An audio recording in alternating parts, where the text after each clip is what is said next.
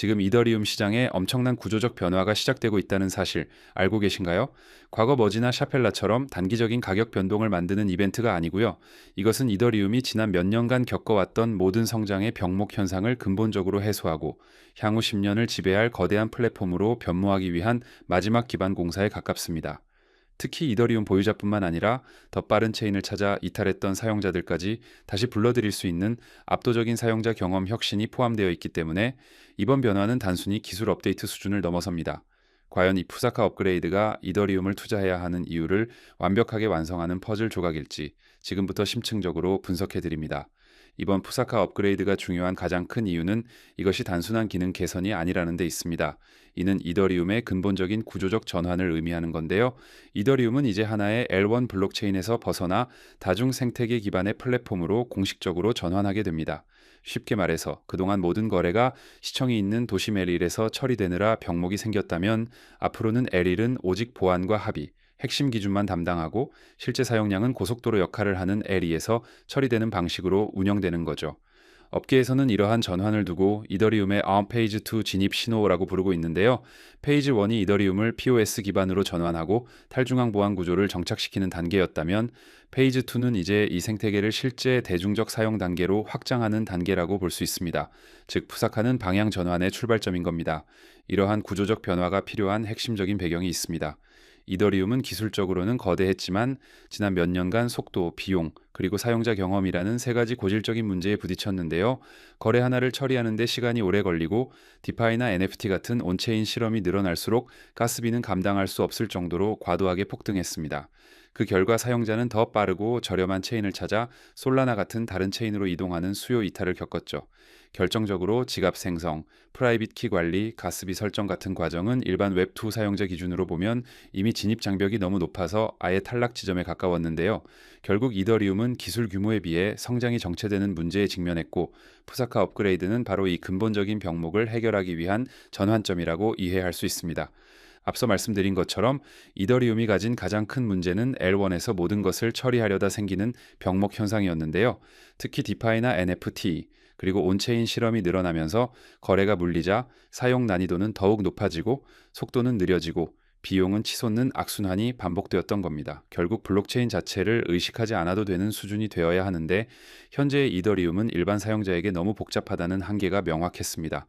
개발자들 역시 확장 한계 때문에 실험에 제한을 받았고요.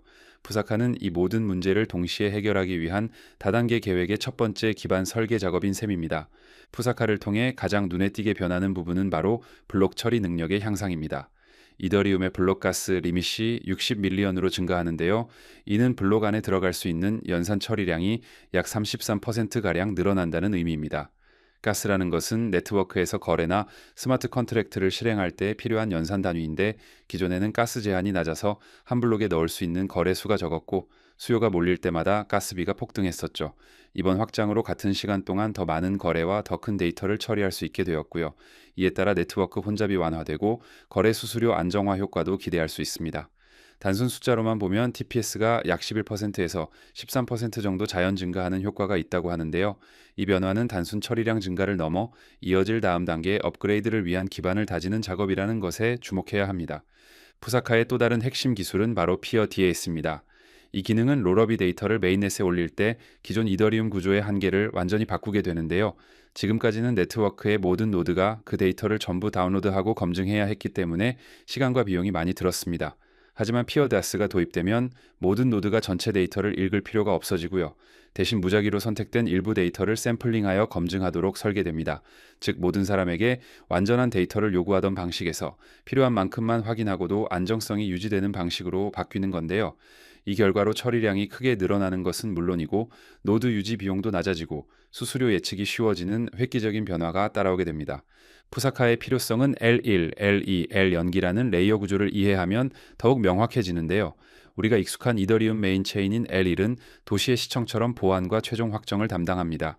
L2는 도심의 차를 분산시키는 고속도로처럼 이더리움 위에서 빠르고 싸게 거래를 처리하고 그 결과만 압축해서 L1에 올리죠.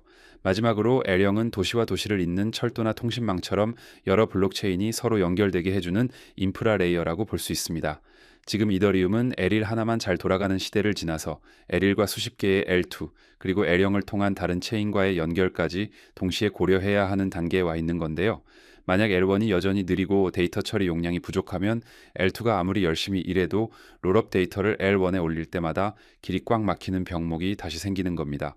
따라서 푸사카는 L1 이더리움을 멀티체인 시대에 맞게 재설계하는 작업의 첫 단계인 거죠.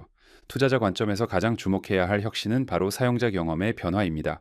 지금까지 이더리움을 포함한 대부분의 블록체인 경험은 매우 기술 중심적이었는데요. 사용자는 지갑을 설치하고 프라이빗 키를 관리하고 가스비를 따로 준비해야 했습니다.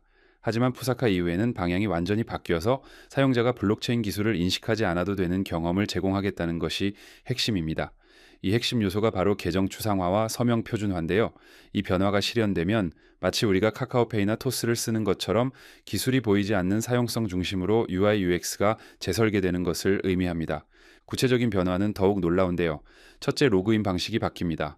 앞으로는 지갑이 없어도 우리가 평소 앱에 로그인하듯이 이메일, 구글, 애플 계정으로 웹3에 접속할 수 있게 됩니다. 둘째, 결제 방식의 혁신입니다. 지금은 가스비로 이더를 따로 준비해야 했지만 푸사카 환경에서는 내가 가진 토큰으로 자동 결제가 가능해지는데요. 단순 거래나 NFT 구매를 할 때 사용자 입장에서는 가스비라는 개념 자체가 아예 없어지는 것과 마찬가지입니다. 셋째, 보안 경험도 바뀝니다. 페이스 아이디나 지문 인증, 스마트 기기 연동을 통해 보안이 한층 간편해지고요.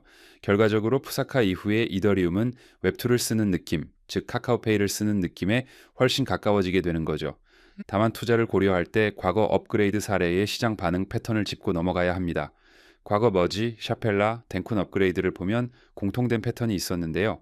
업그레이드 전에는 기대감으로 약 57%에서 84%에 이르는 강한 상승 랠리가 나왔습니다. 하지만 업그레이드 직후에는 전형적인 셀 더 뉴스 흐름이 나오면서 약 24%에서 25%가량의 단기 조정이 반복되었죠. 단, 가격이 이미 많이 눌린 상태에서 진행된 업그레이드는 오히려 회복 랠리의 촉마의 역할을 하기도 했는데요. 푸사카의 경우 당장 새로운 올타임 하이를 만드는 이벤트가 되기보다는 이미 쌓여 있는 구조적 모멘텀이 어느 방향으로 터질지를 결정하는 신호탄에 가까울 것으로 보입니다. 즉, 장기적인 가치에 집중할 필요가 있다는 거죠. 결론적으로 푸사카는 단순 업데이트가 아니라 다가오는 수요에 맞춰서 미리 구조를 바꾸는 기반 공사에 더 가깝습니다. 이미 스테이블 코인 결제는 조용히 성장하고 있고 규제 프레임워크도 하나씩 정리되고 있는데요. 이러한 흐름을 볼 때 내년부터는 훨씬 더 실제 사용량이 폭발적으로 늘어날 가능성이 높습니다. 그때 시장은 이더리움이 그 수요에 준비가 되어 있느냐 하는 질문을 던질 건데요. 푸사카는 바로 그 질문에 대한 준비된 대답이라고 볼 수 있습니다. 처리량이 늘어나고 L2 확장이 쉬워지고 사용자 경험이 웹2 수준으로 개선되는 이 세 가지 요소가 각각 따로 굴러가는 기능이 아니라 실사용 시대를 대비하는 하나의 방향 위에 놓여 있다는 것이 가장 중요합니다. 당장은 크게 체감되지 않는 변화일 수 있지만 이러한 구조적 혁신이 쌓여서 사용자 경험과 채택이 폭발하는 순간 이더리움의 가치는 다시 한번 재평가받을 수밖에 없습니다. 오늘 준비한 소식은 여기까지입니다. 오늘 영상 유익하셨다면 구독과 좋아요 한 번씩 부탁드리고요. 저는 다음에 더 좋은 정보와 소식으로 찾아뵙겠습니다. 여러분의 성공적인 투자를 기원합니다. 감사합니다.